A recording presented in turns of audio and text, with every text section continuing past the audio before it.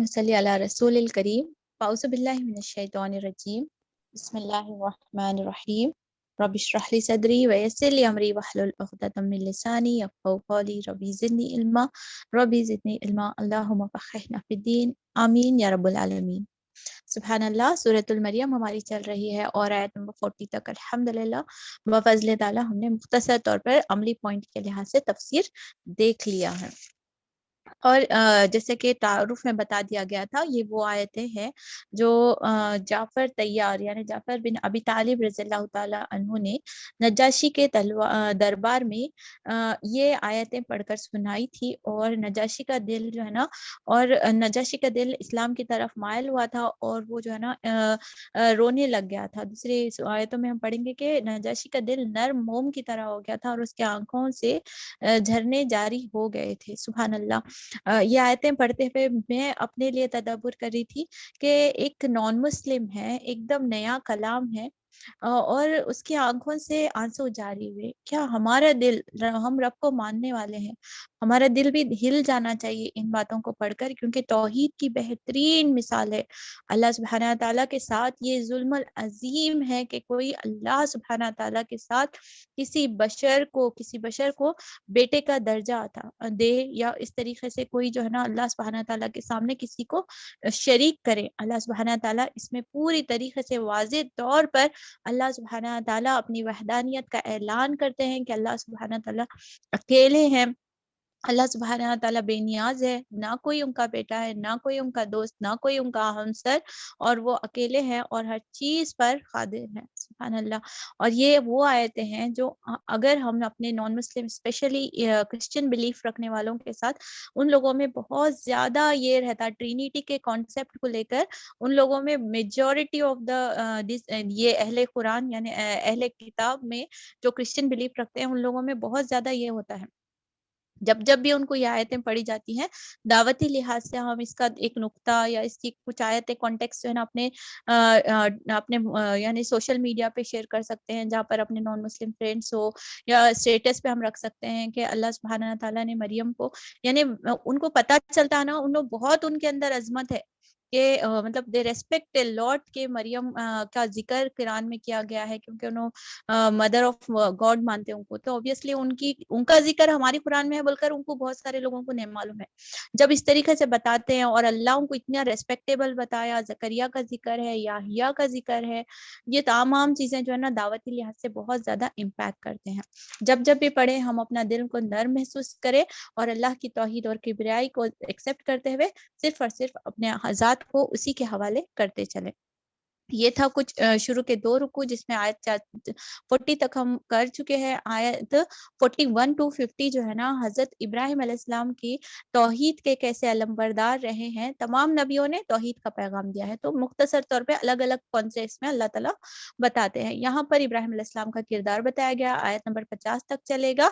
ये एक दावती तकरीर है जो अपने बुजुर्गों के साथ, नॉन मुस्लिम बुजुर्ग होते हैं, अगर कोई हमारे बड़े हैं शिर्क में मुलविस हैं, उनको कैसा बुलाना, वो तरीकाकार ये तकरीर समझ लीजिए, जो एक दावती तकरीर अल्लाह ताला ने कोट की है आयत 44 तक जो बताया गया है। ठीक, आगे देखते हैं अल्लाह ताला क्या इरशाद फरमा रहे हैं। आयत नंबर 41 में अल्लाह ताला फरमाते हैं, और इस किताब में इब्राहिम का किस्सा बयान करो, बेशक वो एक रास्तबाज इंसान और एक नबी था। इन्हें जरा उस मौके की याद दिलाओ जबकि उसने अपने बाप से कहा था, अब्बा जान, आप क्यों उन चीजों की इबादत करते हो जो ना सुनती हैं, ना देखती हैं और ना आपका कोई काम बना सकती हैं। अब्बा जान या अबती को वर्ड हाईलाइट करे हैं स्कॉलर्स ने बताया। हम्बलनेस के नॉन मुस्लिम है, शिर्क में मुलविस है, तो उनके साथ इस तरह से रवैया है। तो मैं और आप अपने अतराफ में अगर कोई शिर्क में मुलविस है, इवन दो तो कलमा गो हैं, लेकिन उनको मिसगाइड होने की वजह से, इग्नोरेंस की वजह से वो लोग शिर्क में मुलविस होते हैं, तो हम अरे वो नहीं, हम डिस्क्रिमिनेशन करना शुरू करते हैं, अरे फलां ग्रुप या इससे वैसे बोले, तो उनके साथ हमारा रवैया, उनकी बुराई से बेशक हम नफरत करेंगे, बुराई से हम बचेंगे, लेकिन उनके साथ हमारा इज्जत का मामला होगा। इज्जत में, डीलिंग में, मोहब्बत में कोई कॉम्प्रोमाइज नहीं की। बुराई से नफरत करना है, वो करने वालों के साथ हमको नरमी और दावती लिहाज से उनके साथ हमारा कांटेक्ट होना चाहिए। ठीक, अल्लाह ताला इरशाद फरमाते हैं आयत नंबर 43 में, या बती, अच्छा उर्दू में, अब्बा जान मेरे, میرے پاس ایک ایسا علم آیا ہے جو آپ کے پاس نہیں آیا ہے، آپ میرے پیچھے چلیں، میں آپ کو سیدھا راستہ بتاؤں گا۔ ابا جان، آپ شیطان کی بندگی نہ کریں، شیطان تو رحمان کا نافرمان ہے۔ ابا جان، مجھے ڈر ہے کہیں آپ رحمان کے عذاب میں مبتلا نہ ہو جائیں اور شیطان کے ساتھی بن کر نہ رہیں، مبتلا نہ ہو جائیں اور شیطان کے ساتھی بن کر رہیں۔ باپ نے جواب دیا، ابراہیم، کیا تو میرے معبودوں سے پھر گیا ہے؟ اگر تو باز نہ آیا تو میں تجھے سنسار کر دوں گا، بس تو ہمیشہ کے لیے مجھ سے الگ ہو جا۔ گھر سے بے دخل کر دیے گئے۔ ابراہیم علیہ السلام نے کہا، سلام ہے آپ کو، میں نے اپنے رب سے دعا کروں گا کہ آپ کو معاف کر دے، میرے رب مجھ پر بڑا مہربان ہے۔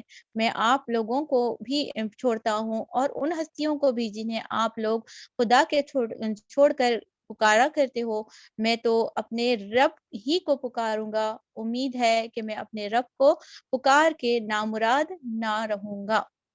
یہ پورا کانٹیکس دیکھیے، یہ مکالمہ پیش کیا گیا ہے جو حضرت ابراہیم علیہ السلام اور ان کے والد کے بیچ میں بتایا جا رہا ہے۔ تو میں یہاں پر نوٹس کر رہی تھی کہ شروع میں زکریا علیہ السلام کی دعاؤں کا ذکر کیا گیا ہے، کیسا اللہ سبحانہ تعالیٰ نے غیب سے ان کی دعا سن لی تھی۔ اس کے بعد میں پھر یہاں پر بھی دعاؤں کا ذکر کیا گیا ہے کہ اللہ سبحانہ تعالیٰ نے جو پروفٹس کی جو وراثت ہمارے ساتھ کیری کی گئی ہے، جیسا انہوں نے زکریا علیہ السلام کے تعلق سے شاہنہ بجے بھی بتا رہے تھے کہ جو وراثت ہے وہ نیکی کی وراثت ہے، اور الحمدللہ علم جو ہے نا، اہل علم کے لیے نبیوں کی یہ وراثت ہے، اور سب سے اچھی وراثت جو ہم کو نبیوں سے ڈائریکٹ کانٹیکٹ میں ملی ہے، آپ دیکھیے پروفٹس دعاز بہت اچھے ایک جامع دعاؤں کے طور پہ جو ہمارے تک اللہ سبحانہ تعالیٰ نے یہ وراثت کے طور پر بھیجا ہے۔ تو ان سے ہم جو کردار لے سکتے ہیں، بہت سارے پیغاموں کے ساتھ ساتھ دعا مانگنے کا سلیقہ بھی یہاں پر سکھایا گیا ہے کہ کتنا امید کے ساتھ پکارے جاتے ہیں۔ یہاں پر دیکھیے، امید ہے کہ میں اپنے رب کے پکار کے نامراد نہ ہوں گا، یعنی سبحان اللہ، ایک جب ہم دعا مانتے ہیں، دیکھیے دعا کو دل سے ادا کرنے کی چیز ہے، یہ نہیں کہ ہم دعاؤں کی کتاب لے رہے ہیں۔ اب رمضان کا موسم کیا ہے؟ ہماری دعاؤں کا موسم ہے، ہم خوب دل بھر کے صبح شام کی دعائیں پڑھ رہے ہیں، وہ پڑھیں، لیکن دعا کو دل سے مانگا جائے، دعا کو محسوس کر کے۔ اللہ سبحانہ تعالیٰ غافل دل کی دعا نہیں قبول کرتے، ٹھیک۔ تو اور یہاں پر ہمیں یہ بھی یاد رکھنا چاہیے کہ ابراہیم علیہ السلام نے توحید کو اپنے تمام رشتوں پر ترجیح دی تھی۔ تو میں اور آپ بھی اس چیز کے لیے کمپرومائز کرنے ریڈی ہونا چاہیے کہ مجھے اگر کوئی رشتہ وقتی طور پر ناراض ہوتا ہے میرے توحید فالو کرنے سے اور میرے ان رسم و رواج کو نہیں فالو کرنے سے جو قرآن اور حدیث میں نہیں ہے، تو مجھے اور آپ کو ابراہیم علیہ السلام کے کردار سے یہ بھی پیغام ملتا ہے کہ میں اور آپ اللہ سبحانہ تعالیٰ کے پر بھروسہ کریں، ان سے محبت کریں۔ وقتی طور پر دوریاں آتی ہیں، لیکن بالآخر اللہ سبحانہ تعالیٰ آپ لوگوں جو توحید پر فالو کرتے ہیں ان لوگوں کے درجے ضرور بلند کرتے ہیں۔ تمام کیریکٹر کلیئر ہے۔ بس جب وہ ان لوگوں سے اور ان کے معبودان غیر اللہ سے جدا ہو گیا تو ہم نے اس کو اسحاق اور یعقوب جیسی اولاد دی اور ہر ایک کو نبی بنایا اور اس کو اپنی رحمت سے نوازا اور ان کو سچی ناموری عطا کی۔ ایک رشتہ دار چھوڑ دیے اللہ کے خاطر، کچھ چیزوں کو اللہ تعالیٰ انہوں نے ابراہیم علیہ السلام نے سیکریفائس کیا۔ پوری نسلیں دیکھ لیجئے، بنی اسرائیل سے لے لیجئے، بنی اسماعیل سے لے لیجئے، پوری جو نسلیں چلی ہیں، حضرت ابراہیم علیہ السلام کو اللہ تعالیٰ نے پسند فرمایا تھی ان کی سیکریفائس ویسی کہ اللہ سبحانہ تعالیٰ نے ان کی نسلوں تک اللہ تعالیٰ نے دین کو قائم کرا ہے۔ میں اور آپ اگر کسی چیز سے اللہ کے خاطر چھوڑتے ہیں تو یاد رکھیے اللہ اسے کئی درجے پلٹا کر مجھے اور آپ کو واپس کرنا ہے۔ یہ نہیں سوچنا کہ میں چھوڑی اب کچھ کو ہو جائے گا، ایسا لاس میں رہی، میں سے سب الگ ہوئے، نہیں۔ اللہ جب دیتا ہے تو بہت اچھے اور اخلاص والے لوگ آپ کو عطا کرتا ہے، جو آپ اور اخلاص والی چیزیں اللہ سبحانہ تعالیٰ کی طرف سے ہم کو ملتی ہیں۔ اور ذکر کرو اس کتاب میں موسیٰ کا، اور وہ ایک سیدھا شخص تھا اور رسول نبی بھی تھا۔ اب یہاں سے آیت نمبر 51 to 63 اگر آپ پوائنٹ لکھنا چاہ رہے ہیں تو یہاں سے جو ٹاپک شروع ہونے والا ہے وہ تمام انبیاء اسپیشلی حضرت موسیٰ علیہ السلام کے تعلق سے پڑھنے والے ہیں، اور تمام انبیاء کا جو پیغام تھا اس کو بھی ڈسکس کیا گیا ہے۔ یہاں پر دیکھیے زکریا اور ذکر کرو موسیٰ کا، وہ بات آ گئی ہے، ہم نے اس کو طور کی داہنی جانب سے پکارا اور راز کی گفتگو سے اس کو تقرب عطا کیا اور اپنی مہربانی سے اس کے بھائی ہارون کو نبی بنایا کہ اسے مددگار کے طور پر بنا دے۔ میں اور آپ بھی دعا کر لیں کہ اب اللہ سبحانہ تعالیٰ ہمارے بھی بھائی اور بہنوں کو، ہمارے بھی رشتہ داروں کو ہمارے دین کے کاموں میں اللہ سبحانہ تعالیٰ مددگار بنائے، کیونکہ گھر سے جب مدد ملتی ہے تو بہت زیادہ انسان تقویت سے کام کرنے لگ جاتا ہے۔ تو اللہ تعالیٰ ہمارے بھائیوں کو بھی، بہنوں کو بھی، ہمارے خاندان کے تمام لوگوں کو ہمارے گھر سے اللہ تعالیٰ، ہماری اولاد، ہمارے شوہروں سے، ہمارے سسرال اور مائکے سے اللہ تعالیٰ ہماری مدد فرمائے، تاکہ ہم دین کو اچھے سے کھل کر پریکٹس کرنے والے بنے۔ اللہ تعالیٰ آگے ارشاد فرماتے ہیں، اور اس کتاب میں اسماعیل کا ذکر کرو، وہ وعدے کا سچا تھا، فرسٹ کوالٹی، اور رسول نبی تھے، اور اپنے گھر والوں کو نماز اور زکوٰۃ کا حکم دیتے تھے، اور اپنے رب کے نزدیک ایک پسندیدہ انسان تھے۔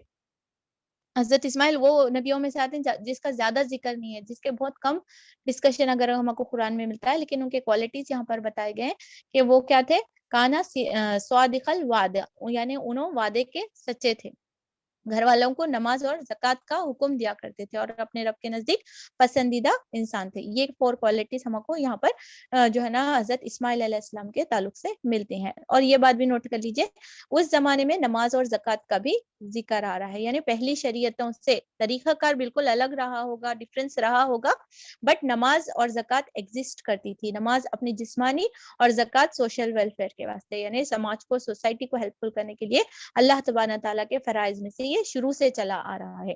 آگے اللہ تعالیٰ ارشاد فرماتے ہیں، اور اس کتاب میں ادریس کا ذکر کرو، ایک راست باز انسان اور ایک نبی تھا، اور اسے ہم نے بلند مقام پر اٹھایا تھا۔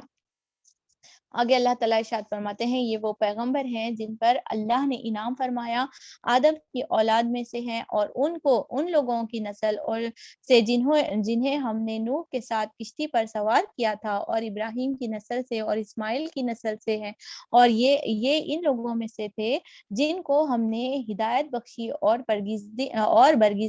برگزیدہ کیا۔ ان کا حال یہ تھا کہ جب رحمان کی آیات ان کو سنائی جاتی تو روتے ہوئے سجدے میں گر جاتے۔ یہ سجدے کی آیت ہے، سبحان اللہ۔ اور جب بھی نیک لوگوں کے سامنے اللہ سبحانہ تعالیٰ کی کبریائی بیان ہوتی ہے تو وہ یہ ہمارا فطری عمل بھی ہے، اور قرآن میں بھی اس میں سجدے کا مقام ہے کہ جب بھی اللہ سبحانہ تعالیٰ کی کبریائی بیان ہوتی ہے ہم اپنے آپ کو سرنڈر کر دیتے ہیں، ہم اللہ سبحانہ تعالیٰ کے سامنے اپنی تمام عقل، فہم، اپنی سوچ، اپنی خواہشات کو اللہ سبحانہ تعالیٰ کے تابع کرتے ہیں، کیونکہ وہ رب العالمین ہے، وہ اللہ اکبر ہے۔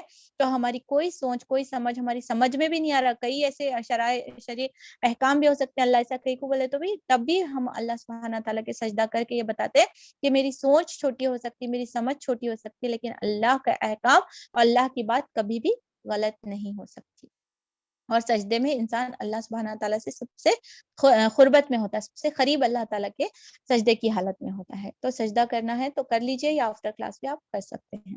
اللہ تعالیٰ ارشاد فرماتے ہیں، پھر ان کے بعد وہ ناخلف لوگ ان کے جانشین ہوئے جنہوں نے نماز کو ضائع کیا اور خواہشات نفس کی پیروی کی، بس قریب ہے کہ وہ گمراہی کے انجام سے دوچار ہوئے۔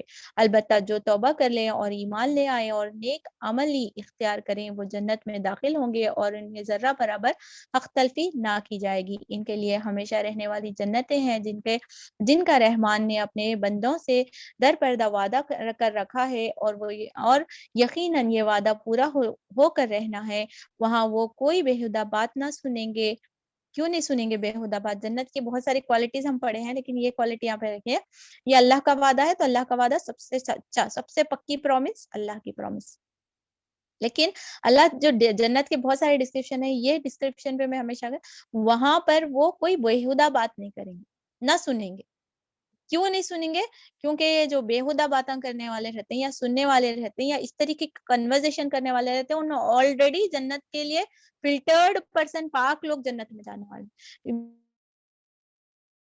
بیکار گفتگو کرنے والے، جھوٹ بولنے والے، غیبت کرنے والے، گوسپنگ کرنے والے، مذاق اڑانے والے، یہ پورے کیریکٹرز والے لوگ کیا جنت میں جا سکتے ہیں؟ جب تک انلیس اینڈ انٹل اللہ ان کو پاک نہ کرے، ان کے گناہوں کا ان کو خمیازہ نہ ملے، وہ جنت میں نہیں جاتے، اور جب جائیں گے تو obviously وہ پاک ہو کر جائیں گے. تو پاک مقام ہے جنت، اور وہاں وہ کیریکٹر والے نہیں داخل ہو سکتے.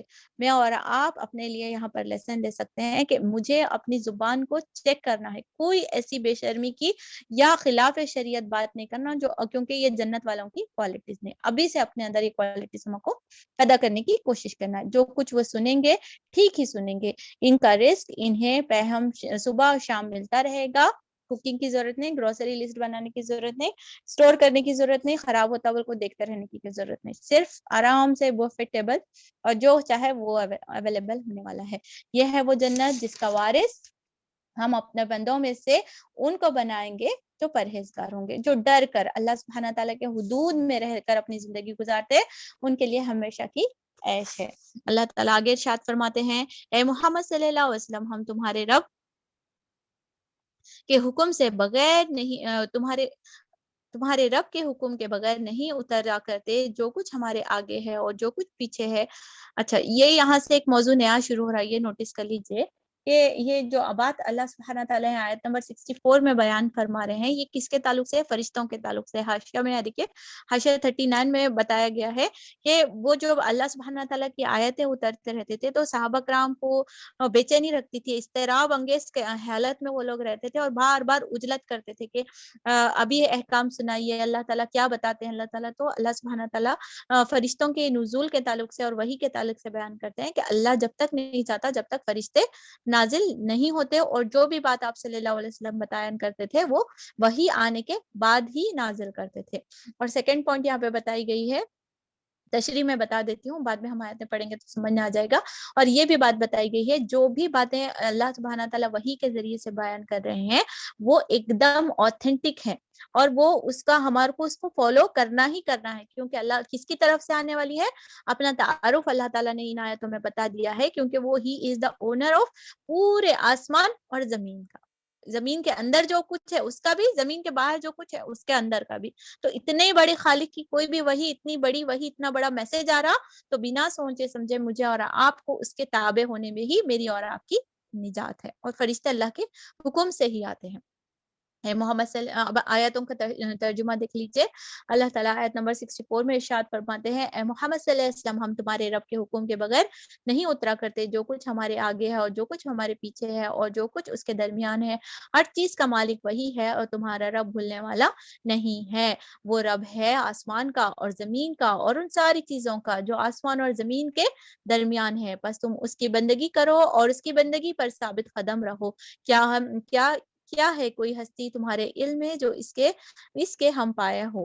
کیوں؟ جو اللہ سبحانہ تعالیٰ کو اگر ہم نہیں مانیں گے تو پھر کس کی مانیں گے؟ جواب سوال کے طور پہ میرے اور آپ سے اللہ تعالیٰ، تم اگر میری بات نہیں مانتے، میں اتنا بڑا جو ہے نا خدا ہوں، اتنے بڑے پاورز والا ہوں، کن فیکن پر قادر ہوں، ہر چیز میری طرف پلٹ کر آنے والی ہے، اگر تم میرے احکامات کو نہیں مانو گے، میری کتاب کو نہیں مانو گے، تو اللہ تعالیٰ مجھ سے اور آپ سے ایک سوال کرے کہ تم مجھ سے نہیں مانو گے، میری شریعت کے مطابق زندگی گزارو گے، تو پھر کس کے مطابق زندگی گزارنا چاہتے ہو؟ لکھ لیجئے، اپنے نفس کے مطابق، معاشرے کے مطابق، لوگوں کے مطابق، جو سنایا تھا اس کے مطابق، لوگوں کو خوش کرنے کے مطابق، یا اپنے رب اور نبی کی سنت کے مطابق. یہ ہم کو جواب ابھی طے کر لینا ہے. پڑھتے وقت ہی ہمارا ایمان تازہ ہوتا ہے. یہیں پر بہت بڑی تبدیلیاں آتی ہیں، یہ پڑھنے کے دوران میں. ہم بعد میں کریں گے نہیں. تبھی اللہ سے چپ کے وعدے کرنا، اللہ میں تیری ہستی کو بہت بڑا مانتی ہوں، میں پڑھتے جا رہی ہوں، میرا ایمان بڑھتے جا رہا، اللہ مجھے اپنے سوا کسی اور کا ڈر نہ بٹھا. اللہ سبحانہ تعالیٰ میں جو پڑھ رہی ہوں مجھے اسے معاشرے کے لوگوں کے ڈر کے بغیر ان کا مجھے ساتھ دے کر مجھ پر اس میں عمل کرنا آسان فرما دیجیے. کیونکہ اللہ تعالیٰ بہت ہی مطلب امپورٹنٹ سوال مجھ سے آپ کو کروا رہے ہیں، اور عہد کرنے کا یہی وہ لمحات ہوتے ہیں جب تبدیلیاں ہماری زندگی میں آتے ہیں. اور اسی کو پھر کہا جاتا ہے کہ ہدایت کے لمحے. ہدایت کے لمحوں کو بھی طلب کریے، تلاش کریے. وہ ایک لمحہ ہوتا ہے جب جو ہے نا کائنات بدلتی ہے اور ہماری زندگی بدل جاتی ہے، ہماری پریویس لائف سے آگے والی لائف بہتر ہو جاتی ہے. انشاءاللہ اذان ہو رہی ہے، دعا کا اور ایک موقع مل رہا ہے. دعا کرتے جائیں اپنے لیے اور تمام امت کے لیے. جزاک